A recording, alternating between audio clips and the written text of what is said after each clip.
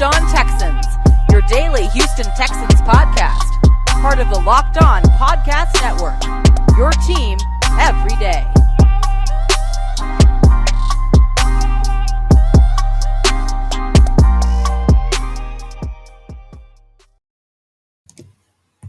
Welcome in, everybody, to a Tuesday edition of the Locked On Texans podcast, your daily Texans talk and news show. Officially a show now that you can view us on YouTube at Locked On Texans. Week 1 is finally wrapped in the books, and man, did we have some crazy games. How about that Cleveland and Kansas City game?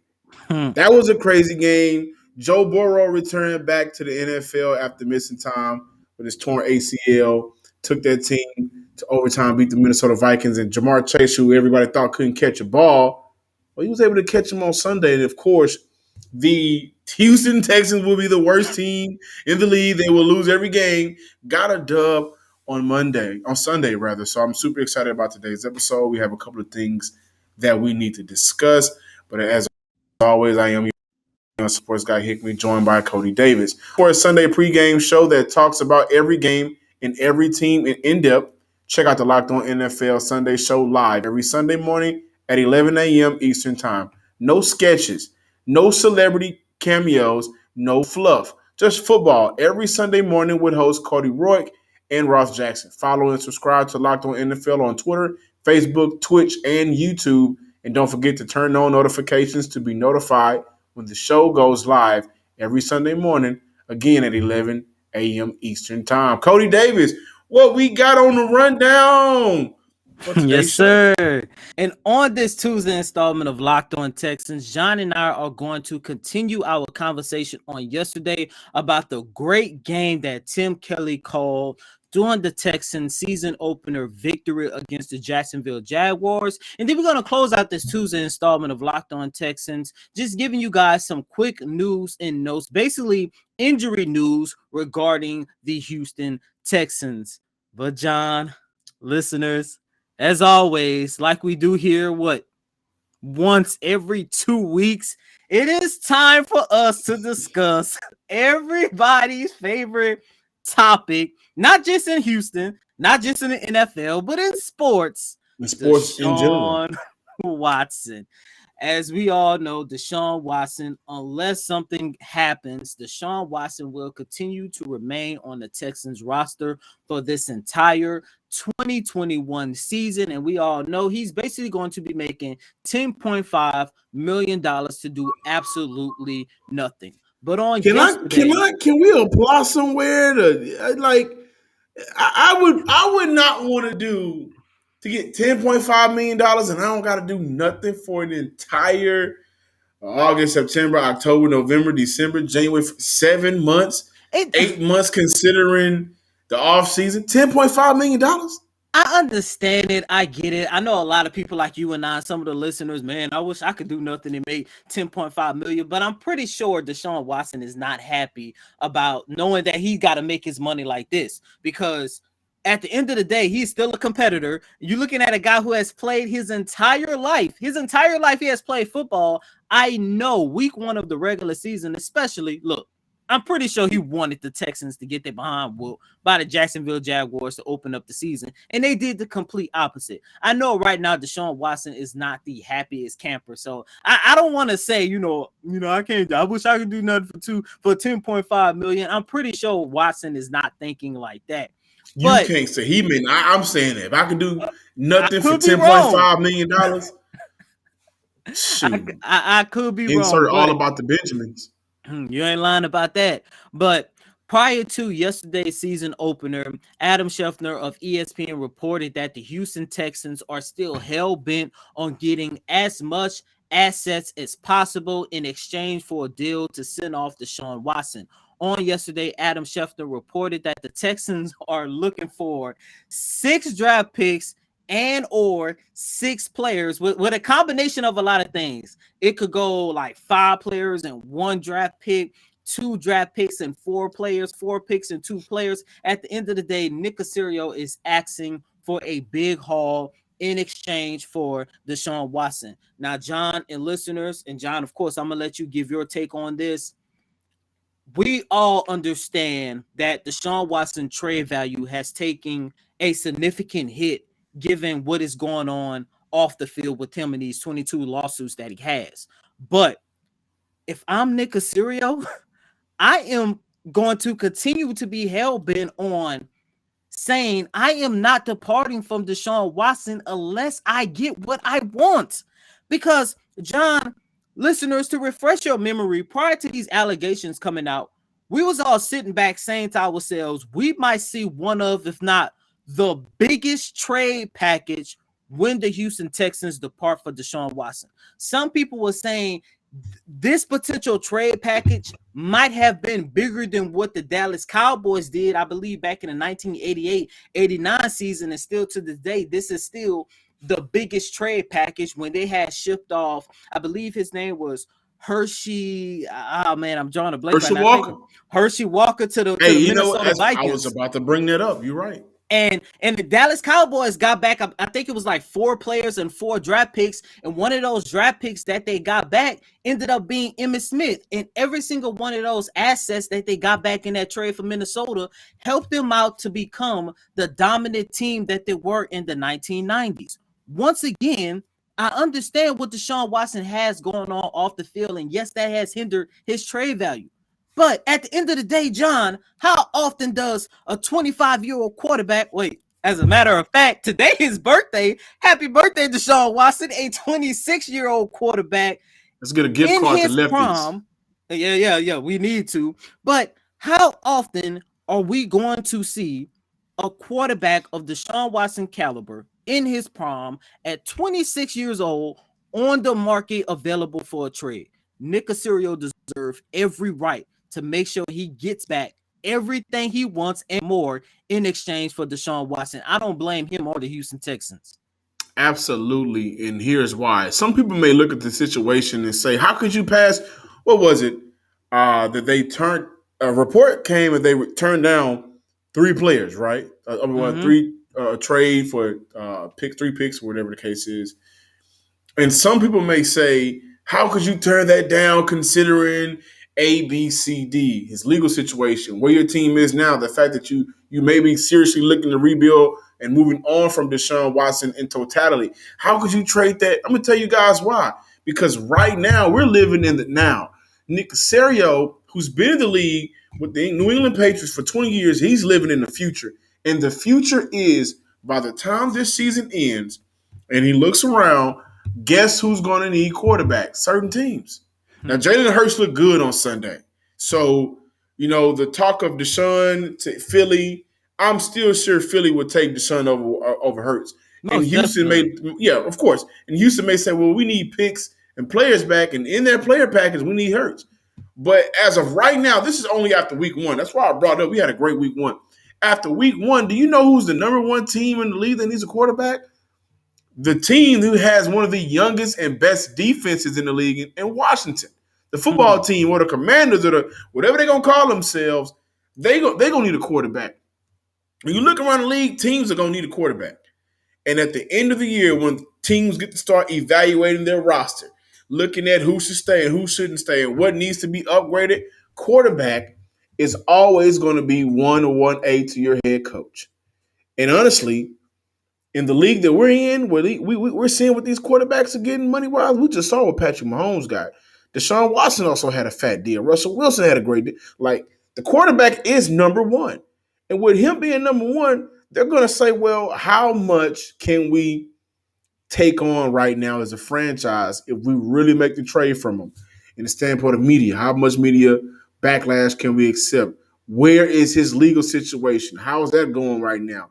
And will we be able to give up enough, get him back in return, and still be able to compete for that immediate year? Because Deshaun Watson is not a quarterback that you trade for that next year. Deshaun Watson is a quarterback that you trade for immediate success. And 3 picks compared to what teams will possibly give up, yeah, I'm waiting. You're right, man. It ain't no rush. And the thing about it is, it's a 2-edged sword. If it blows up in your face, you got to live with it. But if it doesn't blow up in your face, then you're good. You get back everything that you deserve for a player of his caliber, despite what you may feel about him off the field and your personal thoughts about him on the field, which is the only thing that matters in the NFL. The boy can play. Picks Sean Watson is 100% correct. Wait, sit it out. I mean, you trade him. What matters most? You trade him now, and you don't get the overhaul back that you want for him, and you may get a couple of picks and a player back that could do something for the immediate now, like this season. But will that really change the trajectory of what you think the success of this season will be? Or do you just wait it out, trade him in the offseason, and then get back everything, move forward, start the draft? So I'm fine with it, man. I totally, Cody, for me, I'm fine with it, and I think people need to be as well. And I 100% agree with you, John. And I do want to say this before moving on.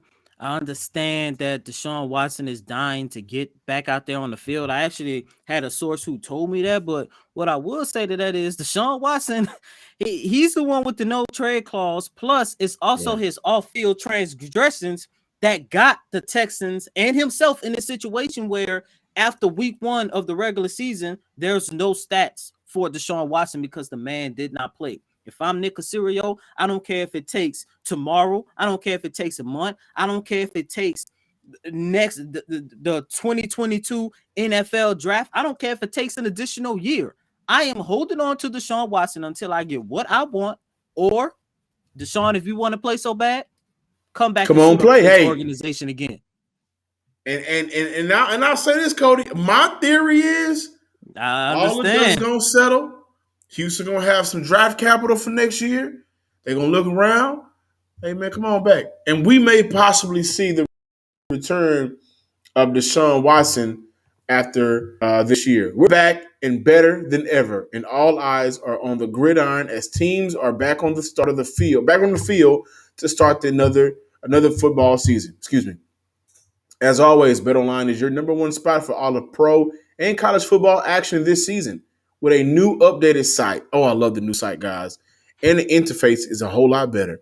Even more odds, even more props, even more contests. BetOnline.ag continues to be the number one source for everything football. Head to the website or use your mobile device to sign up today to receive your 100% welcome bonus. That's double your initial deposit just for signing up. You ain't gonna beat that. Don't forget to use promo code NFL100. Guys, from football, basketball, boxing, right to your favorite Vegas casino games.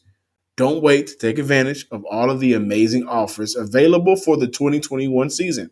Bet online, the fastest and the easiest way to bet on all of your favorite sports.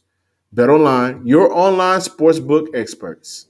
I think it's just getting more comfortable. Last year was my first year on the team, and then with everything with COVID, we didn't get a chance to actually do a lot preparing for the season. And then this year, I think we're getting just more familiar with each other, and he can, figure out ways to utilize me and utilize all the running backs and come up with creative plays or, just plays to get me out in space. Welcome back in, ladies and gentlemen, to this Tuesday installment of Locked On Texans. And as you guys heard, that was running back David Johnson. Yesterday, I had an opportunity to ask him, how great has it been to have Tim Kelly to step up and utilize his ability as a pass catcher more so in his second year. And I understand that it's been one game, but the play calling that Tim Kelly did on yesterday, John and listeners, I loved it. And it's part of the reason why the Texans put 37 points on the Jacksonville Jaguars. Once again, I get it, understand it. You're talking about Jacksonville, one of, if not the worst team in the league, especially as we sit here on September 14th, 2021. But at the end of the day, you cannot deny what Tim Kelly did in that first game when he was by far the undeniable play caller. And I'm saying that because when Bill O.B. was here, it was always that, is Bill O.B. the play caller or is Tim Kelly the play caller? Now we are starting to see You remove, John, as you like to say, that entity out of the equation, and you replace it with Tim Kelly, a guy who has always been an offensive-minded coach. We are starting to see a difference, and I love it. Yeah, let me say this. The difference started the moment the entity was removed. Plain and simple. The difference started to expand and grow the moment a head coach who I'd say he's a waterer. He's gonna water his plants. He's gonna let them grow. He's gonna let them flourish, right? That's what makes David Culley totally different from Bill O'Brien. It isn't, as you put it on yesterday's show, my way or the highway. It's our way, an our way, just like a car. We can't drive a car without the wheels, without the steering wheel, without the tires, without the engine, without you need gas. And let me say something about Tim Kelly. Cody, in our pre-show discussion, we were going back and forth on whether or not we're going to talk about how important it was for David Culley to get his first win or give Tim Kelly his just due. And I was like, let's talk about the win. But then I text you back and I said, you know what? No, this man, my exact words was, this dude needs his just due. I'm going to tell you why. I saw formations that helped Houston score. 12 minutes and 3 seconds left in the first quarter. 2 tight end set, pass to Pharaoh Brown on third down and first. Got the first. It was on third down and got it for the first. With 4 minutes and 39 seconds left, bunch set, Cooks ran a reverse on that play. Brown pull block, was a pull block on that play, taking Jenkins, who was coming off of the block, the Jaguars DB. He was coming off a blitz, rather. It was a play action pass with a big reception to Conley, able to move the chains. So in that play alone, you had a lot of movement. You had Brandon Cooks on a fake reverse, throwing off the defense. And then you pulled your tight end, able to bring an extra blocker. Those are the things that really count. I said it yesterday. It was an all hands on deck type of offense. I can continue. With 4 minutes left, it was a 2-back set. Got Pharaoh Brown involved, resulted in a big game. With 2 minutes left and 30 seconds in that first quarter, trips right. This was in the goal line situation. Trips right, flared David Johnson out, and basically walked in for the touchdown because Aikens' route kind of knocked Miles Jack off his position, who was in man coverage. A lot of motion, a lot of movement. Let's get guys in situations, which is what I've been saying this entire offseason. Let's get guys in situations where we know that if push comes to shove, they're going to win in one-on-one matchups. And allowing Aikens to be kind of that run a pick route a little bit in that man coverage, that close in the red zone, that helped David Johnson basically walk into the end zone. In the second quarter, Cody, with 11 minutes and 38 seconds left, bunch right, 3 tight end set, play action. Taylor hit Cook on a big game for about a gain of 30 yards. Here's one that I really love. When Brandon Cooks lined up in the backfield, and I want you guys to go back and watch this play. This was about 10 minutes and 30 seconds left in the second quarter.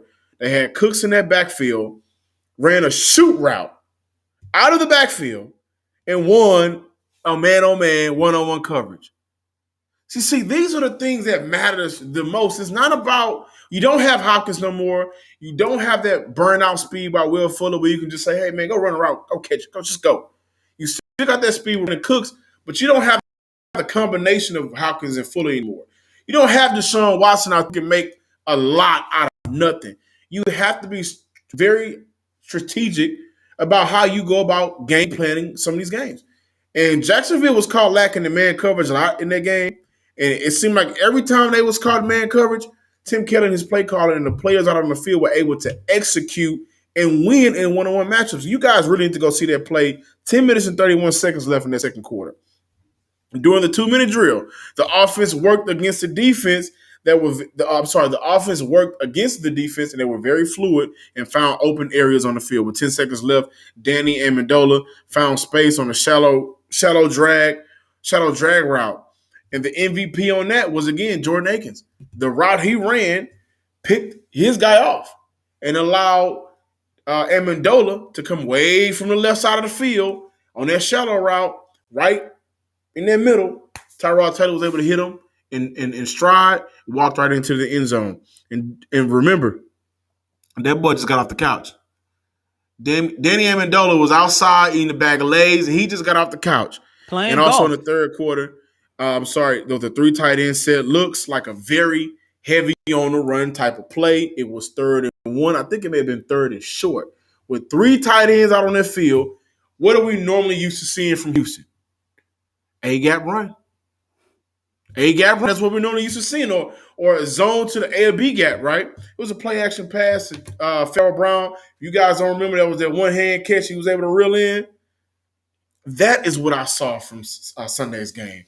The the creativeness from Tim Kelly and everybody understanding their job and working together as a unity to execute the plays. Man, I really suggest you guys go watch at the 10-minute and 31 seconds mark in the second quarter the play that Brandon Cooks ran out that backfield. It was a work of beauty. And I'm glad that we're giving Tim Kelly his just due because you and I got caught up in it. He was only brought back because of Deshaun. Mm-hmm. He was only brought back because of his relationships. And that's fine. That's a fair assessment because we got a lot of players that were brought in due to their relationship with some of the coaches on the coaching staff. But there is no Deshaun. There is no Will Fuller. You only had 1 year with Brandon Cooks, but there isn't a Kiki QT. There's a lot of new guys on the offense. You just got Danny Amendola several days ago, and he scored a touchdown. He was very fluid for this offense. Give that man his just due. I know they played the Jags. I know this was the worst defense in the league, worst team in the league last year. But it's the small things that really matter for a team that's heading in the direction Houston is. And John, to your point, talking about Tim Kelly, I want to bring these numbers up really quick just so the listeners can get a sense of the Tim Kelly effect. I think we should start calling this the Tim Kelly effect. Prior to Sunday's game, in the 6 games that the Texans played against the Jacksonville Jaguars, and 4 out of those 6 games were coached by Bill O'Brien, the Houston Texans averaged a combined 23 points per game. Just 23. 5 of those wins, of course, came because, look, let's be real. Deshaun Watson was the more superior quarterback on the opposite side of the line of scrimmage. And one of those wins actually ended up being lucky. I believe it was Justin Reed that stopped Leonard Fournette at the time on the 2-yard line. If I'm not mistaken, that was during the 2019 season. But I wanted to bring it up because when you take a look at those past games with the Jacksonville Jaguars, especially those first 4, when you had Will Fuller, when you had Deshaun Watson, when you had D-Hop, there is no way in hell a trio of those guys could end a game averaging only 23 points per game against the Jacksonville Jaguars. Once again, I do want to mention this. 2 of those games did come towards the tail end of that Saxonville era, which was, by the way, a really good defense, but they was not the 85 Bears. But they was not the 85 Bears. They was not the Legion of Boom. They was not the 2000 Ravens. I don't care. If it's not one of those 3 teams, the Texans should have averaged more points against the Jacksonville Jaguars when you had those three players, John, that you just finished talking about.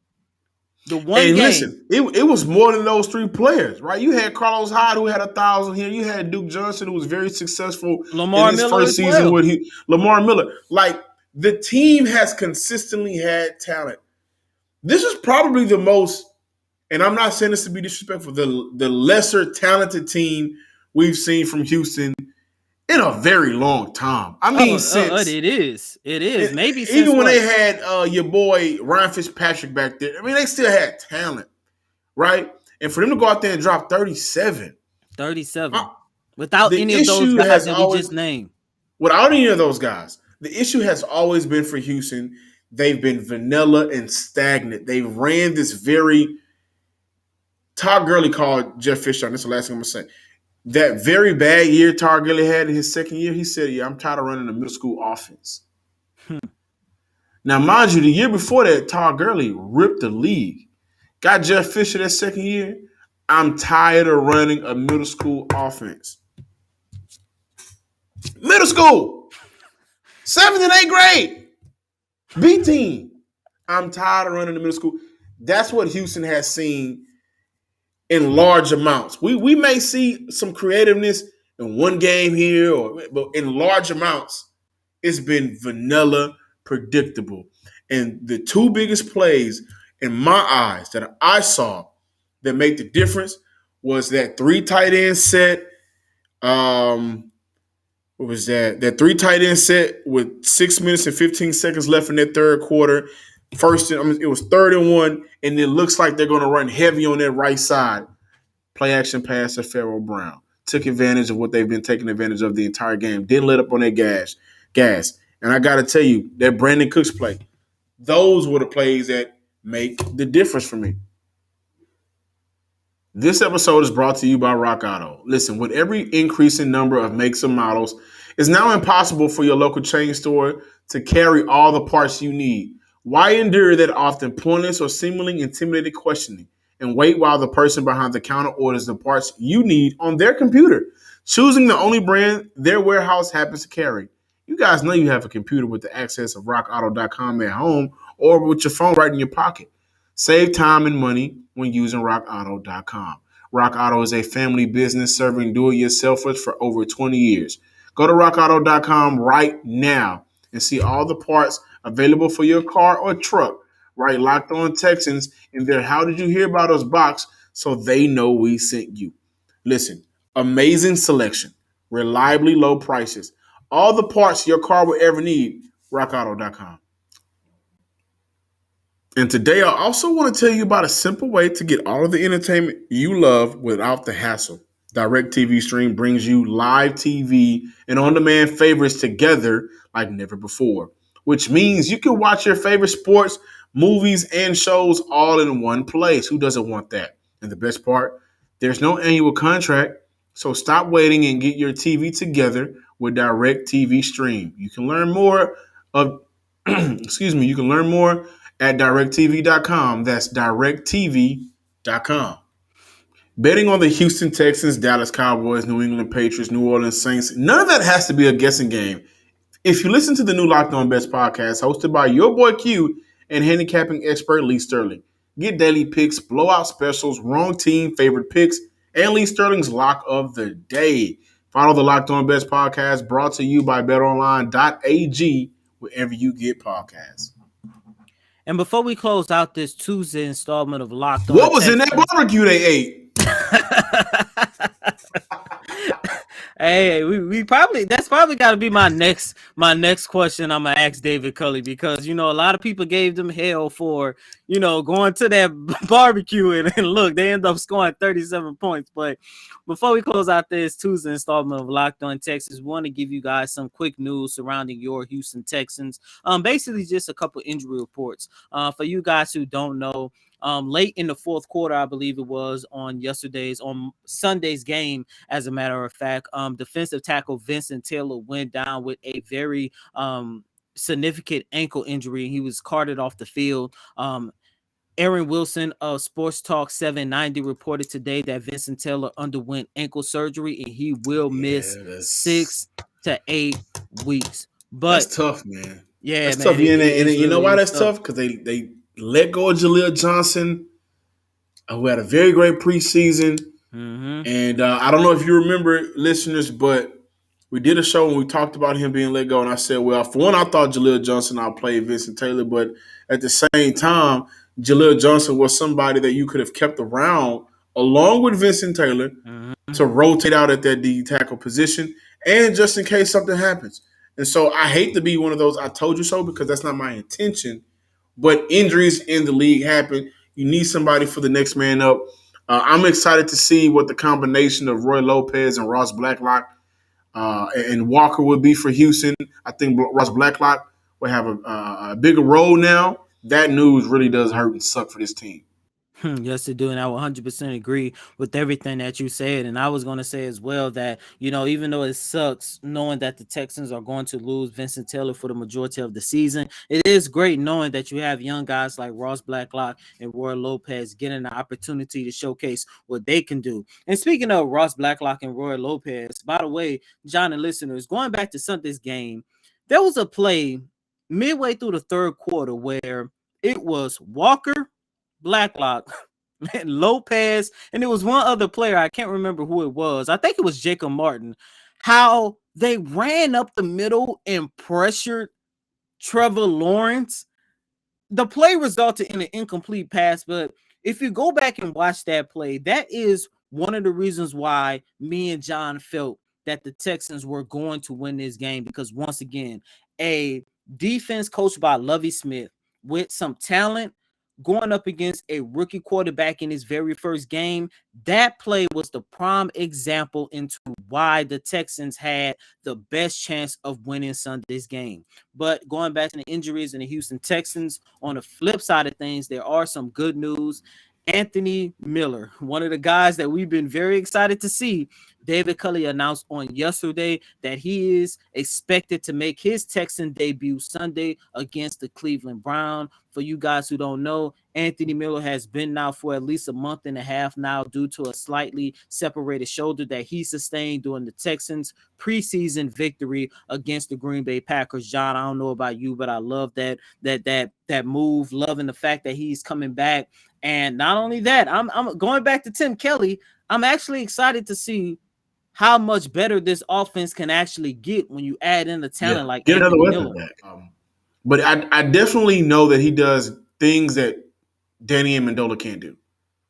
And that's fair to say, right? They're two different style of athletes. But overall, it brings depth to your wide receiver group. Above all, it brings that depth that you need, and it gives you another playmaker at that slot position who can line up in the outside depending on whatever formation they're running. So I'm happy that he's back as well. I want to go back to Ross Blacklock. He had a 77.3 PFF grade on Sunday.